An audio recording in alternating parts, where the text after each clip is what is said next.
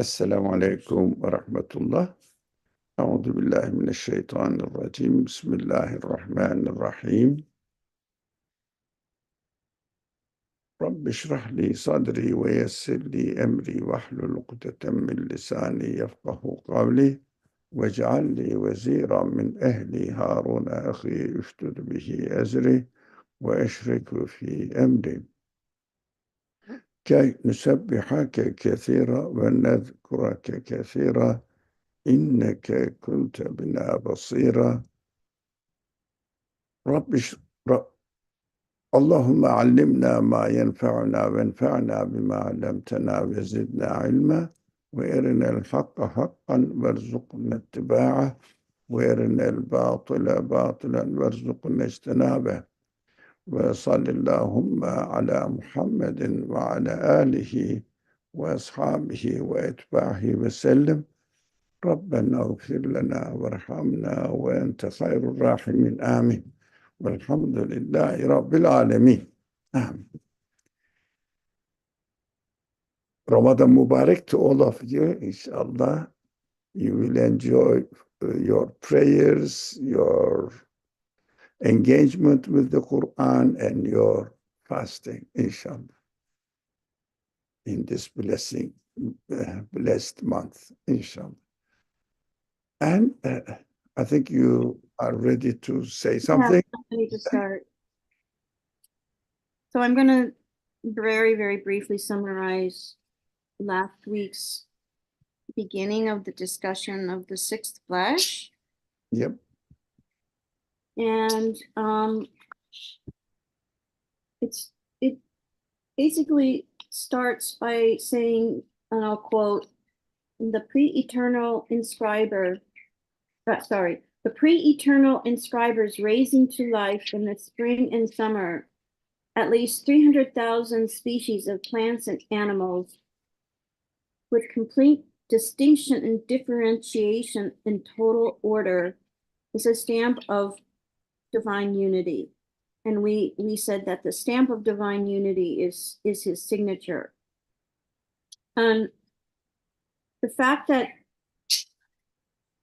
you just take one of these species, just one alone, such as an ant or a bee, and these are your examples, an elephant, any one particular species requires the same engineering as billions of that species. The one ant requires the same engineering as billions of ants, which is evidence for the necessity of the unity of the creator. And then we talked about how decay is a part of continual renewal, and it's as beautiful as growth, and it's necessary for perfect balance. And again, I just want to emphasize the stamp of divine unity. Only he can write without fault, error, mistake in a most well-balanced, well-proportioned, well-ordered, and perfect fashion these individual 300,000 different species. Because there's so many of them, but yet they're so without error, with total balance and proportion and order. How could there not be the divine creation behind it? And that's sort of how the one last thing I have is that we worship God through his names, because that's how we see his manifestation is through his names in the universe. That's the end of my remarks. Excellent summary of last week's conclusion. That's what we have been reading. Thank you very much. Thank you. I really appreciate your summary. Oh, sure, no problem. Yeah, mashallah. So you got the gist of the message from last week. Now we will more concentrate on the following paragraphs, in the following paragraphs, that this creation is taking place not only individually, but as the materialist people try to explain it, that the individual parts of the universe are trying to perfect themselves in order to adapt themselves to the environment, but the reality of the universe is out there, so obvious, infinite number of beings are harmoniously existing at the same time in a perfect order, and aiming at the purposeful results, and they are subject to continuous change in their existence with no discrepancy. For example, one of them couldn't adapt itself yet. The other one adapted itself better. There is no individual activity we can observe in the existence of the universe. They are all harmoniously brought into existence by a one who must have the power, knowledge, wisdom, everything needed in order to have this perfect creation of the universe continuing in its existence by his own change of creation. Not the matter itself is changing its existence. It has no quality to do that. Now the text will really, really emphasize on the importance of this point, how the things are harmoniously existing. So we can start reading and see how it goes. Yes, okay, I'll start. Please. Yes, it is surely easy for the creative power, which within a few days demonstrates examples of 300,000 resurrections in rising the earth to life, to raise men to life. For example, could it be said to a displayer of miracles who at a sign will remove the Mount McKinley and Mount St. Elias? Are you able to remove from this valley this huge rock which is blocking our path? Similarly, it can be said in a way that infers doubt to an all-wise and powerful one, an all-generous and compassionate one, who created the sky and the mountains and the earth in 6 days and continuously fills and empties them. Can you remove from us this obstacle blocking our way to your banquet, which is prepared and laid out in eternity? Can you level the earth and let us pass on? Making the comparison, is it clear? I think the text is clear.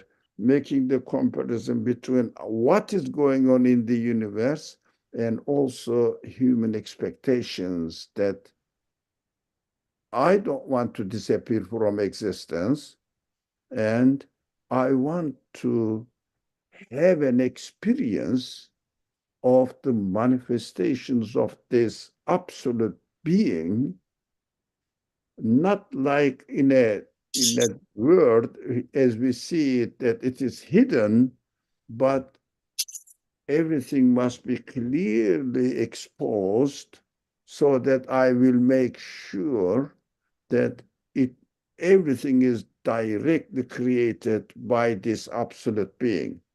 Here I see as if the things are causing each other to continue to exist. Without something, another thing cannot come into existence. This apparent relationship between previous existence and the present existence. as if I did something, as a result, something else happened. It rained, as a result, the plants grew. Now, it is strange that we think the previous existence of the universe is causing the present day existence of the universe, or the chain of this cause and effect is continuing. Yes, Anne? No. Keep going. I just have a question when you're done. Okay, please go ahead. No, I didn't mean to interrupt you. No. Please, you are not interrupting me. Yeah. I actually do have a question about this passage. I'm not sure I understand it 100%. So there's two questions that are in quote marks that are being, I guess, representing a human question. The first one is, are you able to remove from this valley this huge rock which is blocking? Oh, sorry. Are you able to remove from this valley this huge rock which is blocking our path? So, and then the second question is, can you remove from us this obstacle blocking our way to your banquet, which is prepared and laid out in eternity? Can you level the earth and let us pass on? I don't know.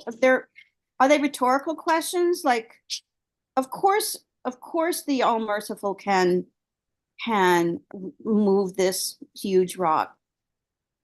Of course, the all merciful one can remove any obstacle. Is that the purpose of the questions? Like to show that, well, of course. Or is it casting doubt on the power of the all wise and powerful one? I'm not quite sure the purpose of these two quoted questions. No, I think what I understood from the paragraph, by looking at the universe as it appears to exist, as it exists now, we see that the whole universe needs to be given existence by an infinite power, which is not possible to be found within the universe. So, but as far as human feelings are concerned, we are doubtful about the existence of the next life. After I die, how can I make sure that I will be given another existence?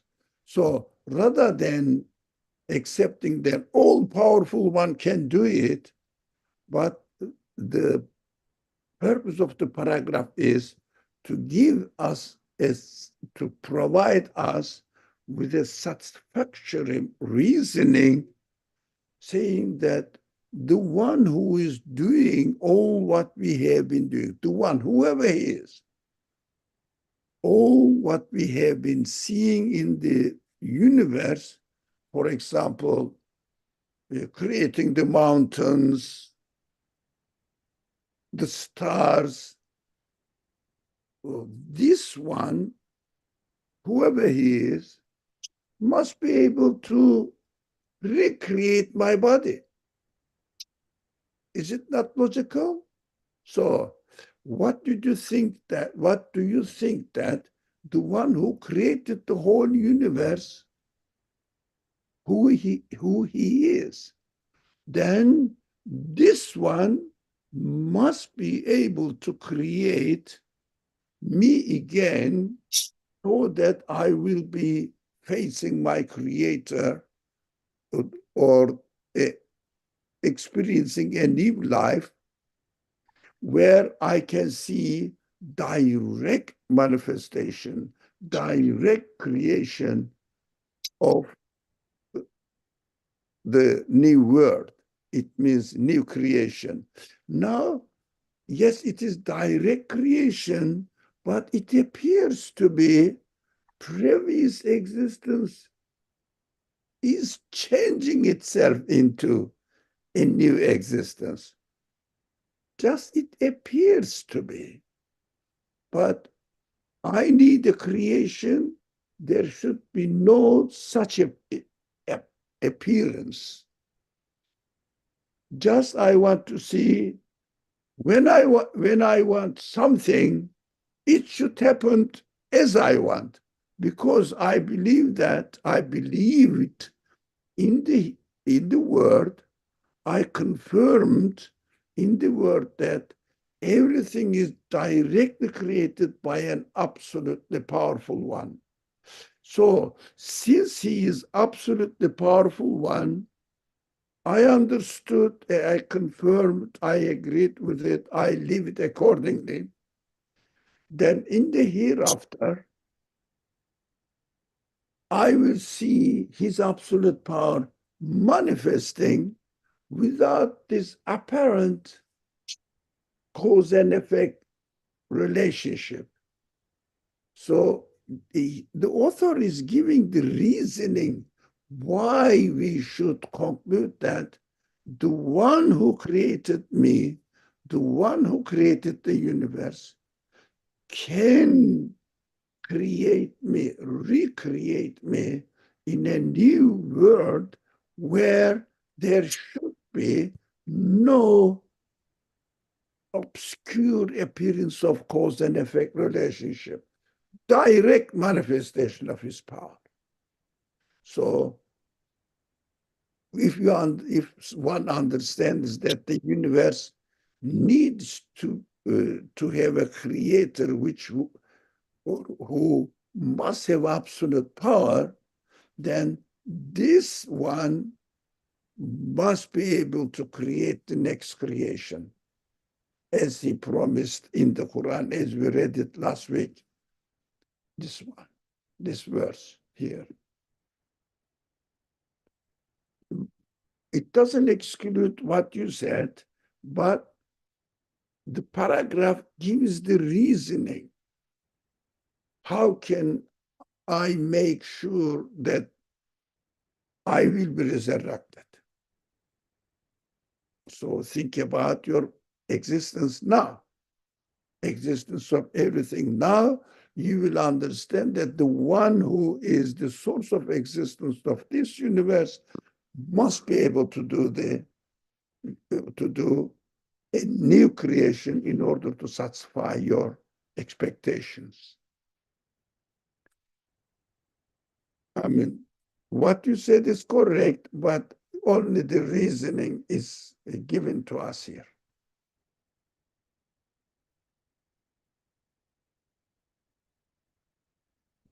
Okay, and that's helpful. I think I have a better understanding. Thank Yeah. you. Anyone else who would like to comment or ask? Otherwise, we can continue reading. Yeah, inshallah. Okay, so I'll continue. You observed a seal of divine unity on the face of the earth in the summertime. Now look, a stamp of unity is clearly obvious on the vast, wise, and perspicacious disposals of the spring on the face of the earth. For that activity is on an absolutely vast scale, and the vastness is together with an absolute speed. And that speed is together with an absolute generosity. And together with these, an absolute order and perfect beauty of art and exquisiteness of creation are apparent. These form a seal of which could belong only to one possessing infinite knowledge and boundless power. Yes, we see that on the earth, within an absolute extensiveness, are a creation, disposal, and activity which are on an absolutely vast scale.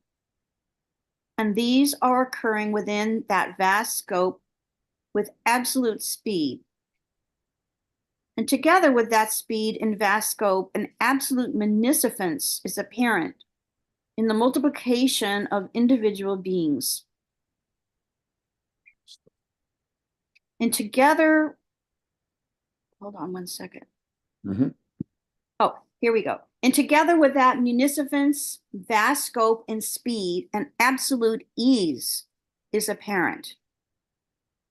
And to create the absolute order and exceptional beauty of art to be seen in all species and individuals, and the perfect differentiation within infinite intermingling, and the valuable works within extreme abundance, and the complete correspondence on an extensive scale, and the artistic marvels with the greatest ease, and to demonstrate a wondrous art and miraculous activity at one moment, everywhere, in the same fashion, in every individual, together with that munificence, ease, speed, and vast scope, is certainly and without doubt the stamp of one who, although he is nowhere, is all present and all seeing everywhere. Nothing is hidden from him, nor is anything difficult for him. Particles and stars are equal in relation to his power. Yeah. So long paragraph. He basically Yeah.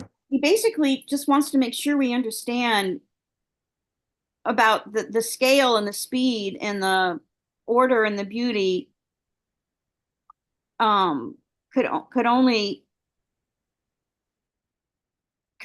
be within the power of one possessing infinite knowledge and boundless power. So it's just kind of like reiterating that. Yeah, yes, exactly. Yeah. 2 points are mentioned here. Everything is happening at an infinite scale, as you said. Absolute, infinite scale. So you cannot really separate one thing from another. They are, whatever is happening, infinitely, in an infinite scale, it is happening. Speed is infinite, generosity is infinite, order also is infinite. Infinite means there is no disorderliness at all. Beauty, perfect, everything is created beautiful with beauty, but for example, we may see an insect that we don't like, but it doesn't mean that in its creation, beauty doesn't exist. But in its decoration, beauty doesn't exist. But we don't want this beautiful ant to be in our house. For example, this beautifully designed snake, we don't want it in my house. But beauty is everywhere. Beauty of art is everywhere. Perfection is everywhere, with no exception, no exception, no exception. So the conclusion of the paragraph is interesting. The one who, although he is nowhere, his essence, his physical being is nowhere in the universe. But his qualities, or he is present, all present, in the we can see in the manifestations of his qualities. It means he is the maker of everything at the same time at an absolute scale, but we don't see his being nowhere in the universe. That contradiction is really very convincing that this being must be an absolute being. So as a result, we say if he is the absolute being, I understand that the creation of a particle is equal to him as the creation of stars and galaxies, because he must be the absolute one. Because he is absolute, we cannot see absolute within the universe, but he is ever present in every being at every moment by his action, introducing himself to us. That is my summary of the paragraph I got, as an addition to what Anne said and you said.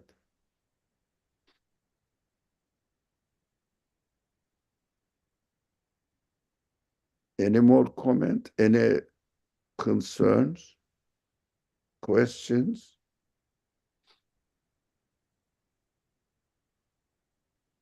I actually have a question. Yep.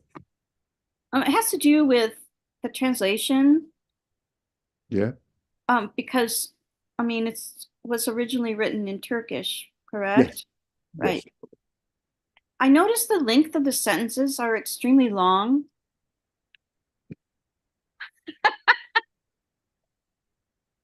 Yeah.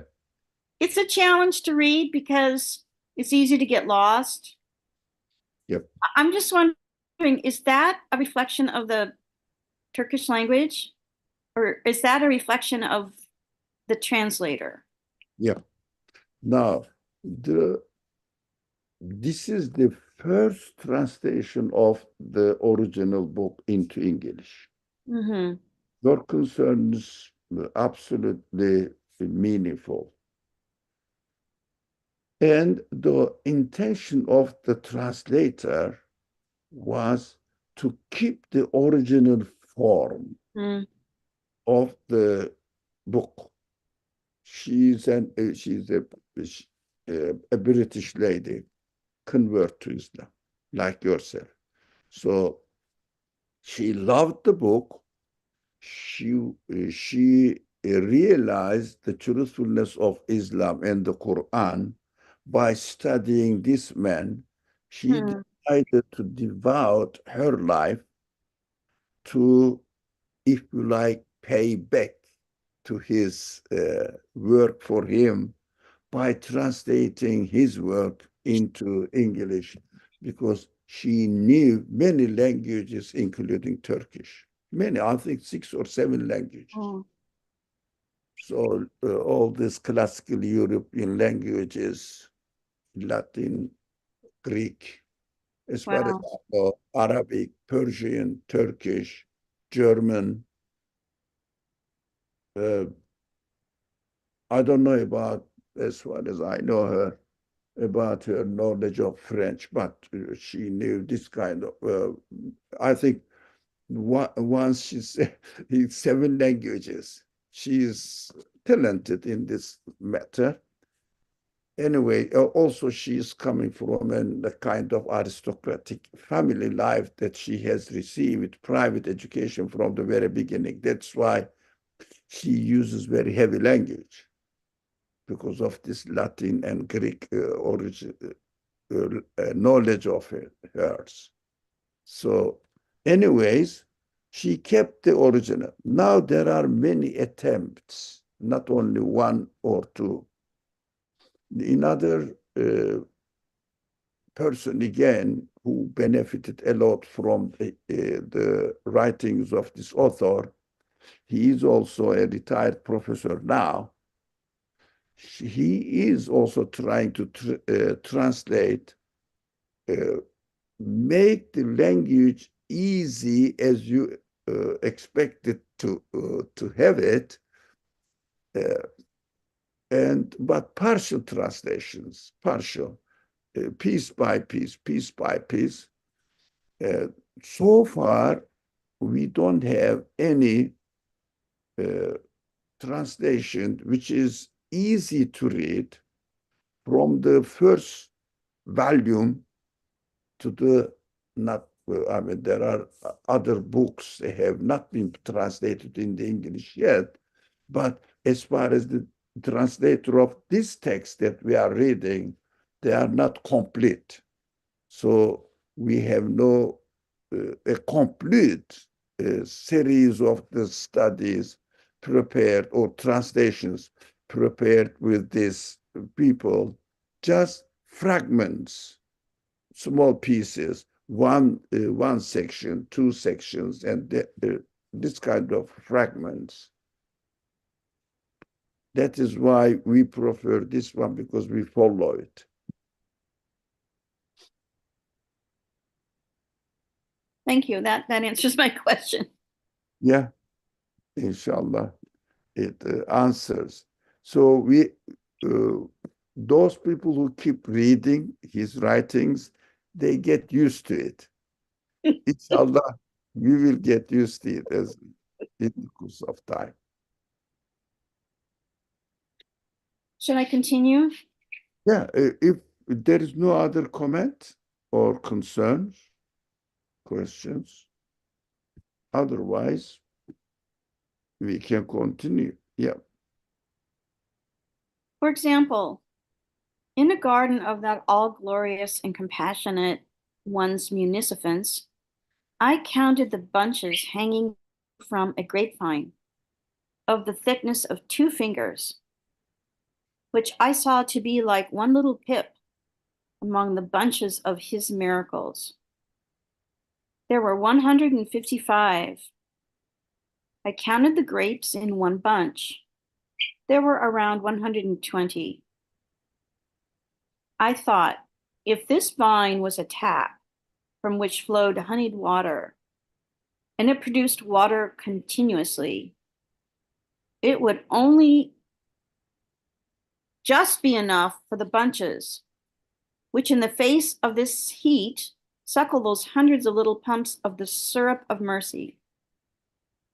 However, it only occasionally obtains a little moisture. The one who does this then must surely be powerful over all things.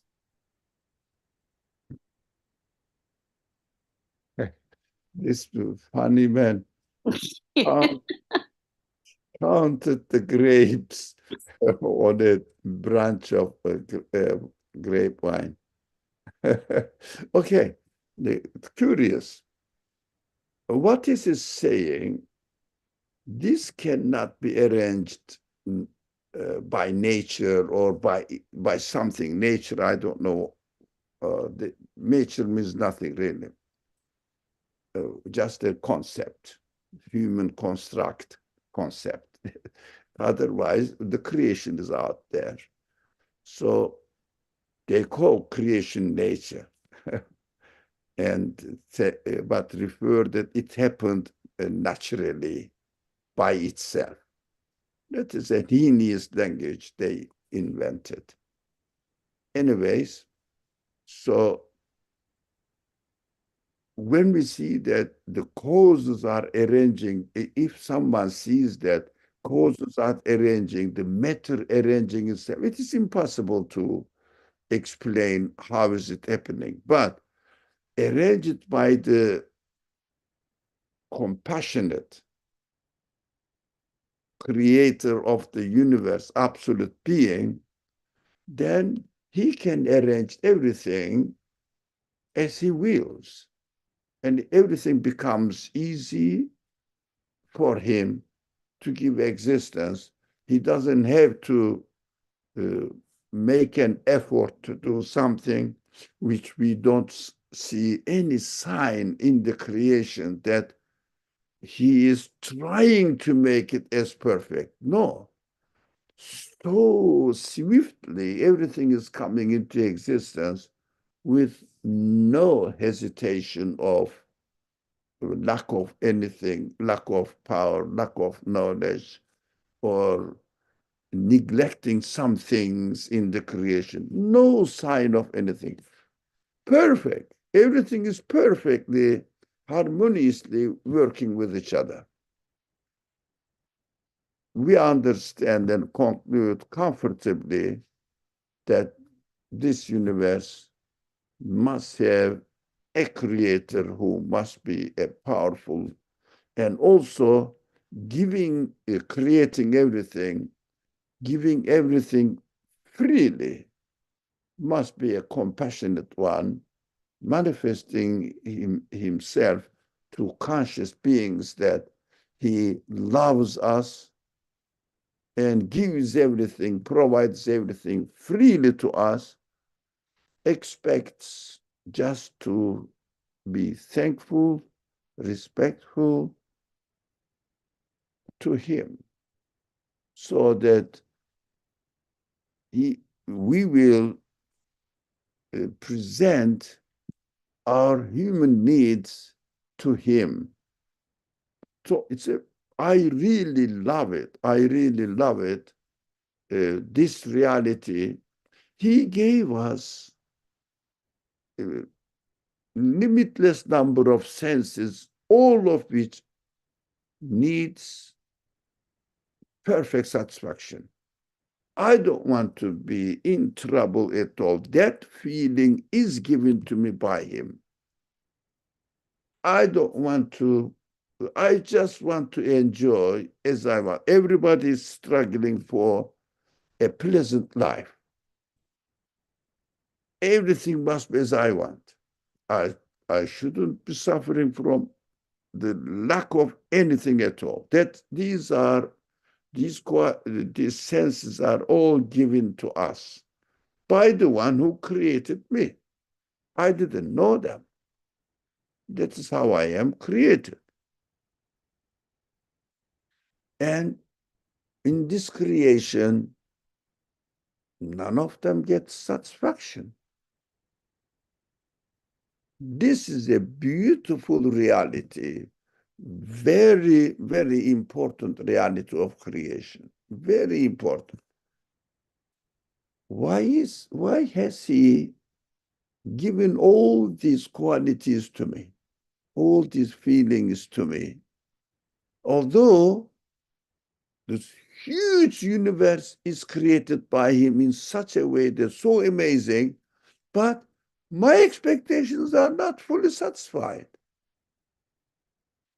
This paragraph says, when you look at it, he will understand that he has created this universe as a result of his compassion, munificence. And if he is compassionate, if he is the munificent one, it means he is promising you that he will satisfy your feelings as well. There should be no reason for him not to, since I didn't know, I didn't expect from him, I didn't ask him to give me these senses. He created me with this. I understand these feelings are nothing but his promise to me that he will create for me such a world where I can satisfy all my feelings fully, perfectly. That is how he says, okay, be thankful for what I have given to you now, so that you will deserve my compassion. I will give you exactly how I created you to be in need of what you need, what you want. I will satisfy you. That is the, if you like, deal between me and my creator. If I'm thankful to him, if I use his work, his creation, in the way he likes it, and he gave me the sense to understand which way is the better. And he sends the prophets and teaches me how am I going to utilize from this universe, and accordingly I use my life, my being, and the universe around me, whatever is created for me, with this consciousness, this awareness. And the Creator says, you developed your senses in order to be in need of my infinite power now to create for you whatever you need to be created. It is a call for me, and I will keep my promise and create whatever you need. It is called paradise. The perfection of the creation of the universe gives the news for the reality of the existence of hereafter, so that human feelings will be satisfied.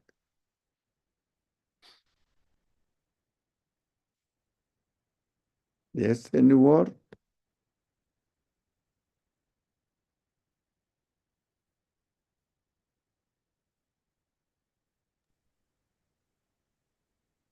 So Okay, I'll just finish this sixth flash with the very last sentence. this one is very important sentence. Yeah, Mhm. we have to keep saying this, actually, reminding ourselves what this, the content of this last sentence.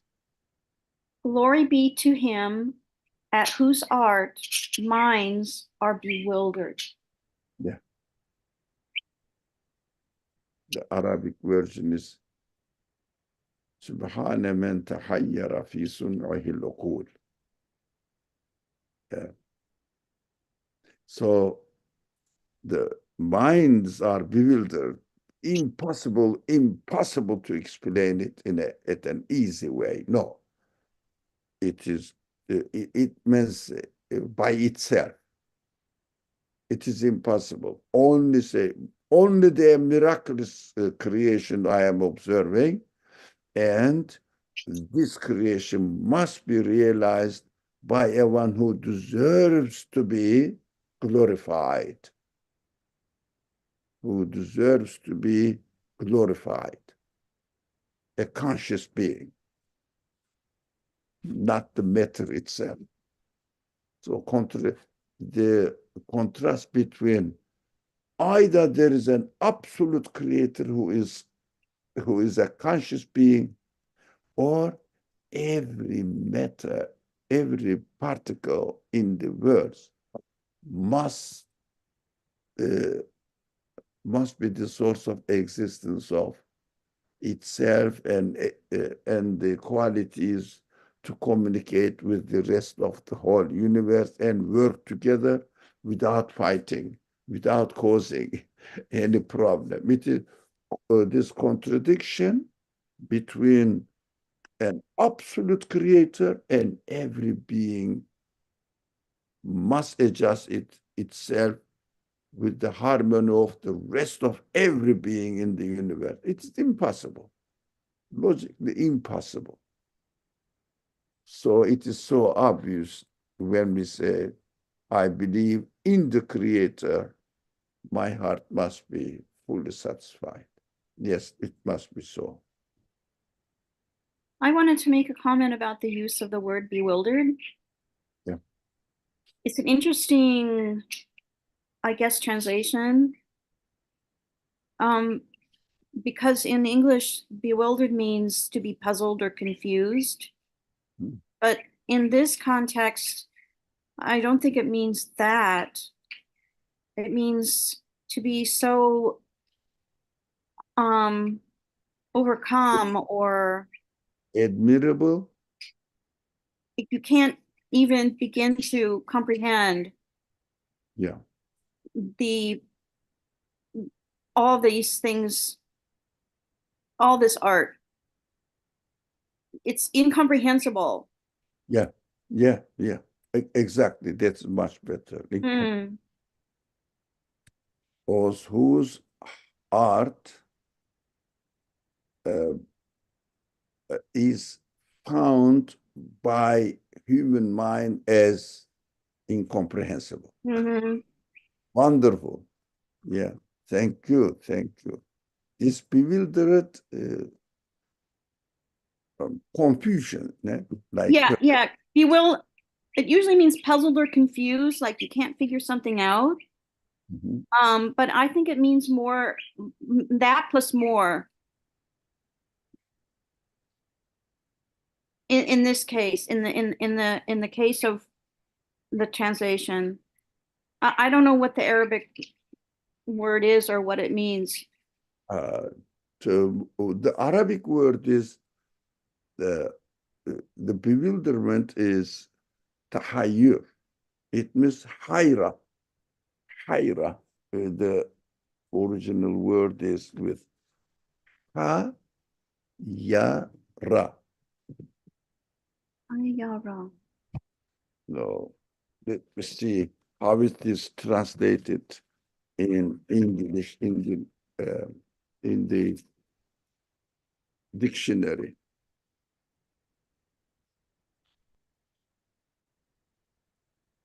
The hara, ya hayra, to become uh,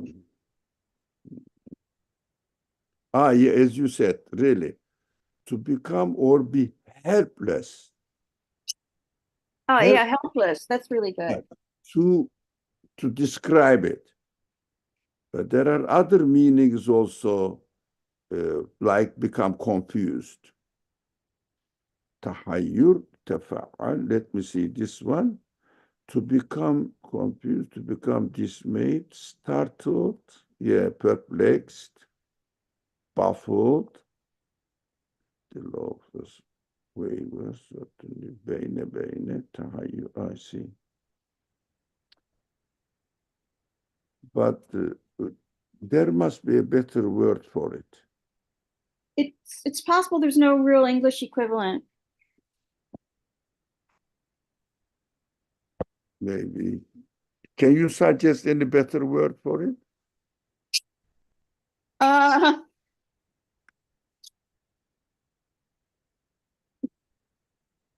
I bewildered is fine because it forces you to um Yes. it forces you to look at bewildered in another way. It doesn't necessarily mean confused or puzzled, but it means mystified. Yeah, mystified. Oh, Mystified. let me see. The I quality state of being illiterate. not that one. Mystified. It's a down here. One, two, three, four, five, seventh. The seventh word as a This maybe one. synonym, maybe mystified. Yeah. But these are all some sort of confusion Yeah. and head perplexity, this confusion. How about state of quality of being confused with How something? about some synonyms of amazement? Yeah, yeah. Amazement is the better word so far. Thank you, thank you. Let me see. Let me It see. seems to be like a combination of different things. No one word can actually capture it. Yeah, amazement is. Let me check amazement. Amazement. Yeah. Ah, a feeling of awe and wonder. Yes. Oh, wonderment. Fascinated. How about this one? Astoundment. Fascinated. Which one do you prefer from these words? Astonishment, astoundment. Astoundment. This one. Yeah, that's a good one. Yeah, wonderment, amazement, astonishment. Oh, wonder. These are, yeah, astoundment. Or shall we say? Uh, you could put astoundment in parentheses or something. Okay. Sorry. Let's say this one.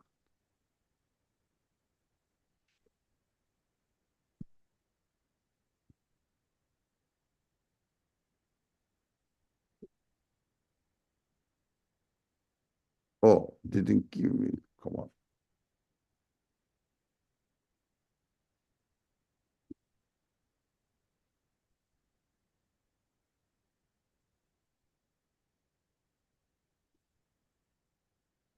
No, doesn't give me the standard. Okay.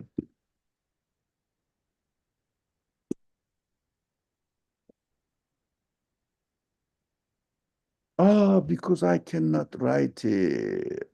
Come on. That is why it doesn't register. Yep. Astoundment. Mines are astounded. I think it must be astounded. No, astoundment. Astound, take off the ED and put MENT. And we know, but glory be to him at whose art mind is. Oh, or astounded. Sorry, my bad. Astounded. You were right. Yep. So.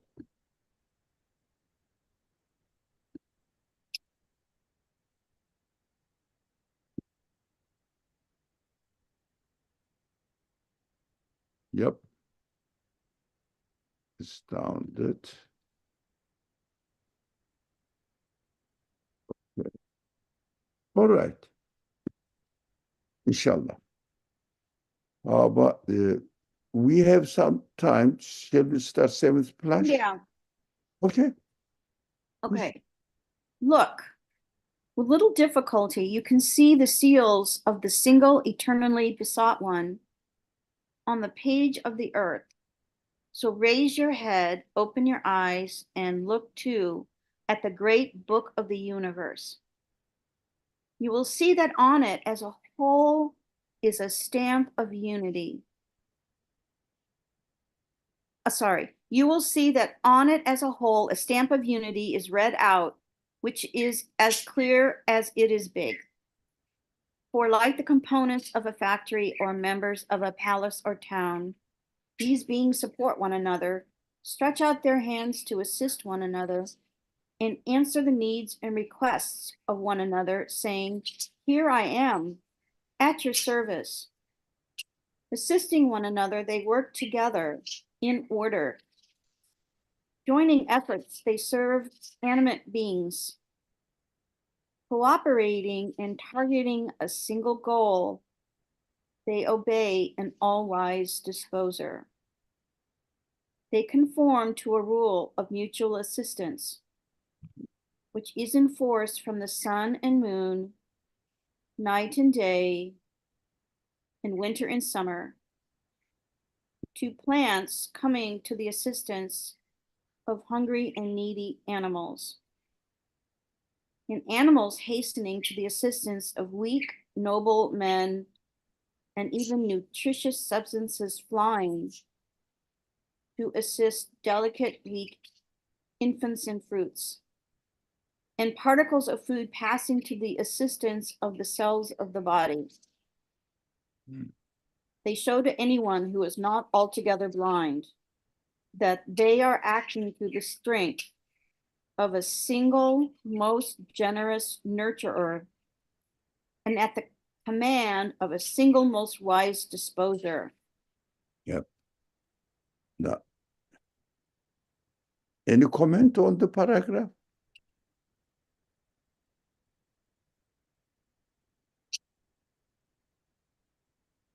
I like the emphasis on mutual assistance.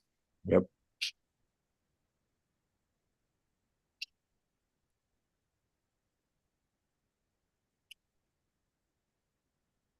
Now they work in order. So there are two ways now. Everything is assisting each other, answering the needs of the other, and everything is serving the other, and they work together in order. But we have to question, can they do this? This unconscious, mindless particles really realize this universe as it appear, as it is out there? Can you realize this mutual assistance at all? They all obey an all-wise disposer. That is the only way to explain all-wise disposer. It means wise creator. Let's make it simple. But his wisdom is absolute. Absolutely wise creator. That's how we can explain this mutual. Can I make a comment about the use of the word? I'm sorry, I'm an English major, so Sorry?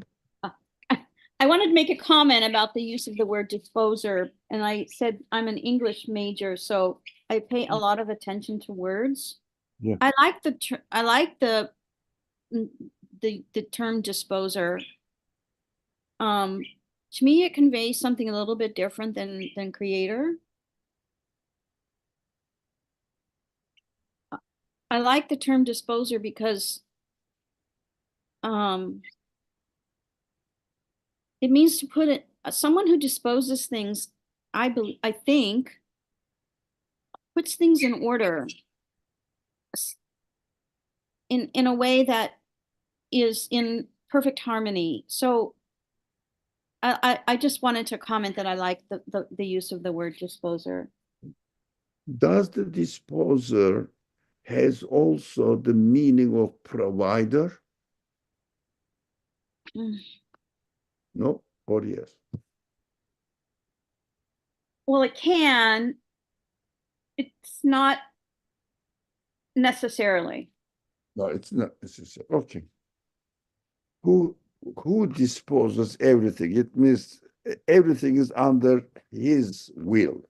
As he wills, he creates as he likes. Correct? Mm-hmm. Okay. No, perfect. The all-wise disposer. Let me see. We can read one more paragraph. Sure. Or stop. Yeah, we can read one more. Okay. Oh, this one. Generous nurturer is also interesting. Yes. Okay. Okay. Let's read one more paragraph. Sure. Thus, on the one hand, this mutual support and assistance, this answering of one another's needs, this mutual embracing, this subjugation, this order, testify decisively that beings are administered and organized by a single disposer and are being impelled and directed by a single nurturer. And on the other hand, this perfect grace within the universal wisdom to be seen plainly in the art of things and the all-embracing mercy which shines within the providence and the sustenance spread over that mercy and scattered so as to answer the needs of all living beings needy for sustenance. These form a stamp of divine unity so brilliant that anyone whose mind is not altogether extinguished will understand it, and anyone who is not altogether blind will see it. Yes. Only the mind has not been extinct. It means not really blocked. That's a really good, Yeah. extinguish is a really good. Yeah. Oh, yeah.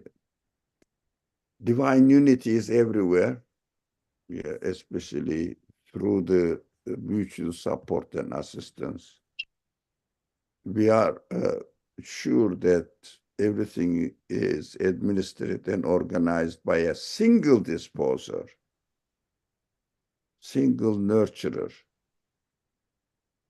The needs of everything is perfectly provided. And this is the stamp of divine unity. It means, is it clear? Is it easy to understand for anyone when someone says divine unity? Here is an ordinary, let's say, high school student. Can they understand what it really means, divine unity? No, I don't think so. How about college students, university students? Nope. I don't think so. Who can understand this then? You have to study it. Yeah, it needs to be studied. Yeah. I mean, there must be a huge dictionary explaining what divine means, what unity means, what disposer means, nurturer, absolute, especially the word absolute. They need to be specially explained. Otherwise, it is difficult to read these books. Very valuable, but practically difficult to read. And That I can I feel. also say that a superficial understanding of divine unity doesn't even get close to what it really means, but people can see divine unity and say, oh, I know what that means, but in fact, they really don't.